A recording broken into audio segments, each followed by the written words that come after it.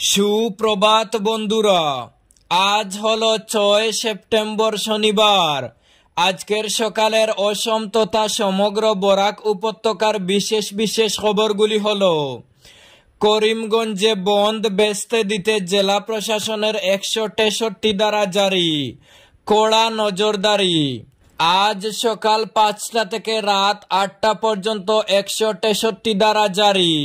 শ্রীভূমি জেলা ম্যাজিস্ট্রেট ভারতীয় নাগরিক সুরক্ষা সংহিতার 163 ধারার অধীনে এক আদেশ জারি করে জানিয়েছেন যে আজ শনিবার শ্রীভূমি জেলায় কিছু দল সংগঠনে আহত 12 ঘন্টা বন্ধ আহ্বানের ফলে জেলায় আইন শৃঙ্খলা পরিস্থিতি বিঘ্নিত হওয়ার সম্ভাবনা রয়েছে।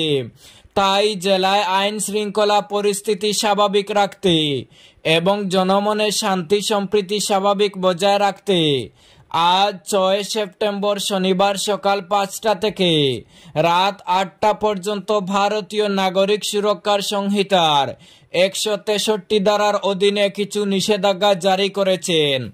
ওই নিষেধাজ্ঞা অনুসারে বিনা অনুমতিতে 5 বা ততোধিক ব্যক্তির জমায়েত নিষিদ্ধ। পাশাপাশি বিনা অনুমতিতে বন্ধ, র্যালি, স্ট্রাইক, ধর্ণা প্রদর্শন নিষিদ্ধ থাকবে। কোনো ধরনের অস্ত্র শস্ত্র, বিস্ফোরক সামগ্রী বা সন্দেহজনক সামগ্রী বহনের নিষেধাজ্ঞা থাকছে। যানবাহন চলাচল বাধা সৃষ্টি ও অবৈধ যানবাহনের বেআইনি পার্কিং করতে নিষেধাজ্ঞা আরোপ করা হয়েছে। এছাড়া বিনা অনুমতিতে উচ্চ শব্দ সৃষ্টি করে লাউড স্পিকার ব্যবহার করা যাবে না। তবে কেন্দ্র ও রাজ্য সরকারের কর্মরত কর্মচারী, অ্যাম্বুলেন্স ও ফায়ার সার্ভিস ইত্যাদি জরুরি পরিষেবার ক্ষেত্রে এই আদেশ প্রযোজ্য হবে না। এই আদেশ তাৎক্ষণিকভাবে সমগ্র শ্রীভূমি জেলায় বলবৎ হয়েছে এবং আদেশ অমান্যকারীর বিরুদ্ধে সংশ্লিষ্ট আইন অনুযায়ী ব্যবস্থা গ্রহণ করা হবে। পরবর্তী খবরে যাওয়ার আগে আপনার কাছে ছোট্ট একটি রিকোয়েস্ট, ভিডিওতে একটি লাইক করে চ্যানেলটি সাবস্ক্রাইব করুন এবং ফেসবুক পেজে দেখে থাকলে পেজটি ফলো করে ভিডিওটি অবশ্যই শেয়ার করুন যাতে সঠিক তথ্যগুলো সবার কাছে পৌঁছাতে পারে। পাতারকান্দিতে জলে ডুবে মৃত্যু ভাই বোনের, হৃদয় বিদারক ঘটনা। খেলা করতে প্রতিবেশীর পুকুরের ডুবে মৃত্যু ঘটল ভাই বোনের। ঘটনাটি ঘটেছে পাতারকান্দি থানার অন্তর্গত পশ্চিম জুরবাড়ি গ্রামে। এই ঘটনায় গোটা গ্রাম জুড়ে নেমে আসে গভীর শোকের ছায়া। জানা যায় শুক্রবার দুপুর প্রায় 12টার দিকে পশ্চিম জুরবাড়ির বাসিন্দা সাব্বির আহমেদ ও জাহানারা বেগমের 2 সন্তান, মমতা বেগম 5 বছরের এবং শাহজাহান আহমেদ 3 বছরের, তাদেরকে নিয়ে তাদের মা জাহানারা পাশের বাড়িতে বেড়াতে যান। সেখানে গিয়ে তিনি বাড়ির গৃহিণীর সঙ্গে আড্ডায় ব্যস্ত থাকাকালীন হঠাৎ করে 2 শিশু সবার আগোচরে নিখোঁজ হয়ে যায়। কিছুক্ষণ পর শিশুদের না দেখে চারিদিকে খোঁজাখুঁজি শুরু হয়। এক পর্যায়ে চাঞ্চল্যকর সৃষ্টি চোখে পড়ে লাগোয়া পুকুরে ভাসতে দেখা যায় শাহজাহানের নিথর দেহ। মুহূর্তেই আশঙ্কা জাগে যে 2 বোনেই জলে ডুবে গেছে। স্থানীয়রা দ্রুত পুকুরে নেমে অনুসন্ধান চালিয়ে মমতার দেহ উদ্ধার করেন। অচেতন অবস্থায় 2 জনকে তড়িঘড়ি পাতারকান্দি প্রাথমিক স্বাস্থ্য কেন্দ্রে নিয়ে যাওয়া হয়। তবে সেখানে কর্তব্যরত চিকিৎসক শিশু 2 জনকে মৃত বলে ঘোষণা করেন। খবর ছড়িয়ে পড়তেই গোটা এলাকায় শোকের ছায়া নেমে আসে।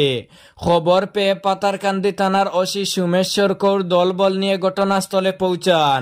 স্থানীয় সহকারী সার্কল অফিসার অদিতি নুনিসার উপস্থিতিতে মরদেহের ইনকোয়েস্ট সম্পন্ন করা হয় এবং ময়নাতদন্তের জন্য করিমগঞ্জ সিভিল হাসপাতালে পাঠিয়ে দেন। জিএসটি সংস্কার স্বাধীনতা পরবর্তীকালের সর্ববৃহৎ পরিবর্তন, বললেন প্রধানমন্ত্রী মোদি। পণ্য ও পরিষেবা করের যৌক্তিকীকরণকে স্বাধীনতা পরবর্তীকালের সর্ববৃহৎ সংস্কার বলে অভিহিত করলেন প্রধানমন্ত্রী নরেন্দ্র মোদি। উল্লেখ্য, ওই সংস্কারের ফলে একাধিক পণ্যের উপর করের হার কমানো হবে এবং পাউরুটি, জীবনদায়ী ঔষধ সহ বেশ কিছু গুরুত্বপূর্ণ পণ্যে কর সম্পূর্ণরূপে প্রত্যাহার করা হবে। জিএসটি কাউন্সিলের এই সিদ্ধান্ত আগামী 22 সেপ্টেম্বর অর্থাৎ নবরাত্রির প্রথম দিন থেকে কার্যকর হবে। এদিন জাতীয় শিক্ষক পুরস্কার বিতরণী অনুষ্ঠানে এসে প্রধানমন্ত্রী মোদি বলেন, নবরাত্রির প্রথম দিন থেকেই জনগণ ওই সংস্কারের সুবিধা পেতে শুরু করবে। এবার ধনতেরাস আরও বেশি উজ্জ্বল হবে। এটি স্বাধীন ভারতের সবচেয়ে বড় সংস্কার। তার বক্তব্যে তিনি এটাও স্পষ্ট করেন যে তিনি লালকেল্লা থেকে দীপাবলি এবং ছট পূজার আগে ডাবল ধামাকা জিএসটি সংস্কারের প্রতিশ্রুতি দিয়েছিলেন। রাষ্ট্রপতি পুরস্কারপ্রাপ্ত বিশিষ্ট শিক্ষাবিদ আব্দুল করিমকে বিশেষ সংবর্ধনা রাজ্যপালের পক্ষে। শ্রীভূমি জেলার শিক্ষা অঙ্গনে এক অনন্য মুহূর্তের সাক্ষী রইল ইতিহাস। জেলার জেলায়ুক্ত প্রদীপ কুমার দ্বিবেদী রাজ্যপালের পক্ষ থেকে জেলার কৃতি শিক্ষক রাষ্ট্রপতি পুরস্কারপ্রাপ্ত বিশিষ্ট শিক্ষাবিদ আব্দুল করিমকে বিশেষ সংবর্ধনা জ্ঞাপন করেন। রাজ্যপালের পক্ষ থেকে এই প্রদত্ত ওই সম্মান সংবর্ধনা অনুষ্ঠানে শ্রীভূমি জেলায়ুক্ত প্রদীপ কুমার দ্বিবেদীর সঙ্গে উপস্থিত ছিলেন বদরপুর শিক্ষাখণ্ডের বিইও লিপিকা সিনহা। তারা শুক্রবার সরাসরি দেওয়ারাইলের 92 নম্বর মক্তবের প্রাক্তন প্রধান শিক্ষক আব্দুল করিমের নিজ বাসভবনে উপস্থিত হয়ে তাকে ফুলের তোড়া ও রাজ্যপালের শুভেচ্ছা বার্তা প্রদান করেন। আব্দুল করিম তার সারা জীবন শিক্ষার প্রসারে অবিচলভাবে কাজ করে গেছেন। একজন আদর্শ শিক্ষক হিসেবে তিনি শুধু পাঠদানই করেননি, বরং সমাজে শিক্ষা ও নৈতিকতার আলো ছড়িয়ে দিয়ে অসংখ্য ছাত্রছাত্রীর জীবনকে সুগঠিত করতে অগ্রণী ভূমিকা পালন করেছেন। তার অক্লান্ত শ্রম ও নিবেদনের স্বীকৃতিস্বরূপ তিনি রাষ্ট্রপতি পুরস্কারে ভূষিত হন, যা শুধু তার ব্যক্তিগত কৃতিত্ব নয়, গোটা করিমগঞ্জ জেলার গৌরব। দুধ পাতিলে শিশুকে মারধর, বাড়িতে ঢুকে পুরো পরিবারকে হত্যার হুমকি প্রতিবেশীদের। শিশুকে মারধরের প্রতিবাদ করতে গিয়েছিলেন তার ঠাকুমা। এতে ওই বৃদ্ধাকেও গালিগালাজ করা সহ প্রাণনাশের হুমকি দেওয়া হয়। ঘটনা এখানেই শেষ হয়নি। এরপর অস্ত্রশস্ত্র নিয়ে বাড়িতে ঢুকে হত্যার হুমকি দেওয়া হয় পুরো পরিবারের লোককে।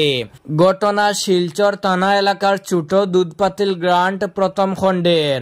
ঘটনা নিয়ে এলাকাবাসীর বাসিন্দা রবীন্দ্র বিশ্বাস নামে এক ব্যক্তি মালুগ্রাম পুলিশ ফাঁড়িতে এজাহার দায়ের করেছেন শুক্রবার।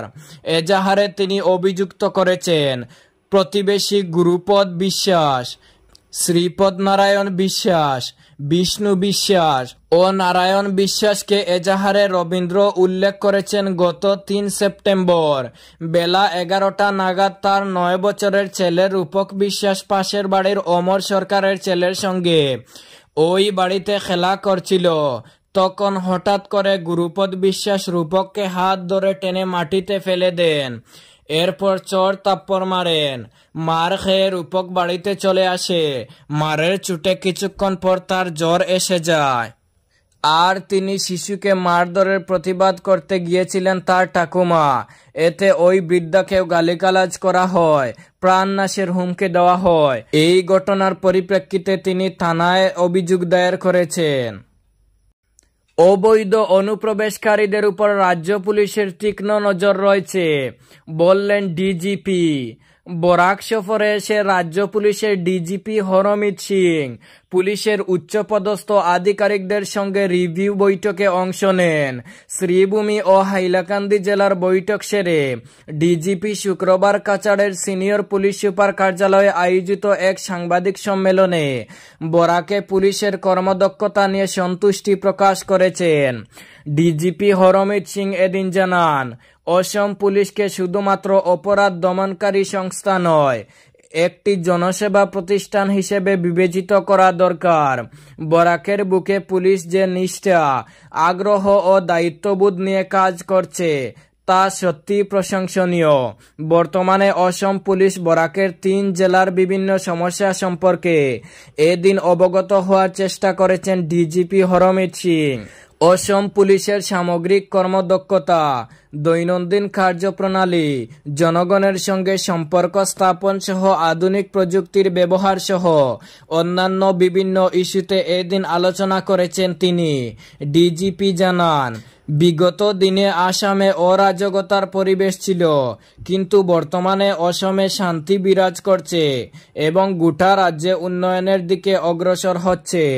রাজ্যবাসীর সুরক্ষা ও সাধনের একটি মাধ্যম হিসেবে আসাম পুলিশ উঠে আসুক, এটা মুখ্যমন্ত্রী ডক্টর হিমন্ত বিশ্ব শর্মার নির্দেশ রয়েছে এবং রাজ্য সরকারের ওই নির্দেশকে মাথায় রেখে অসম পুলিশ এগিয়ে যাওয়ার পাশাপাশি জেলার অপরাধমূলক গতিবিধি, মানুষের সুরক্ষা ও নিরাপত্তা, পুলিশ ও জনতার সম্পর্ক ইত্যাদি বিভিন্ন বিষয়ে খোঁজ খবর নেন তিনি। এছাড়াও অবৈধ অনুপ্রবেশকারীদের উপরও রাজ্য পুলিশের তীক্ষ্ণ নজর রয়েছে বলে জানিয়েছেন ডিজিপি। সকলকে সঙ্গে নিয়ে আসাম পুলিশ এগিয়ে যাওয়ার পাশাপাশি জনসেবায় রাজ্য পুলিশ যাতে আগামীতে অসমে প্রথম স্থান দখল করতে পারে সে উদ্দেশ্যকে সামনে রেখেই কাজ করে যাচ্ছেন বলে জানিয়েছেন ডিজিপি হরমিত সিং। এই ছিল আজকের সকালের বিশেষ খবরগুলি। ভিডিওটি অবশ্যই লাইক এবং শেয়ার করে দেবেন এবং চ্যানেলটি সাবস্ক্রাইব করে পাশের বেল আইকনটি বাজিয়ে রাখবেন যাতে সঠিক তথ্যগুলো সবার কাছে পৌঁছাতে পারে।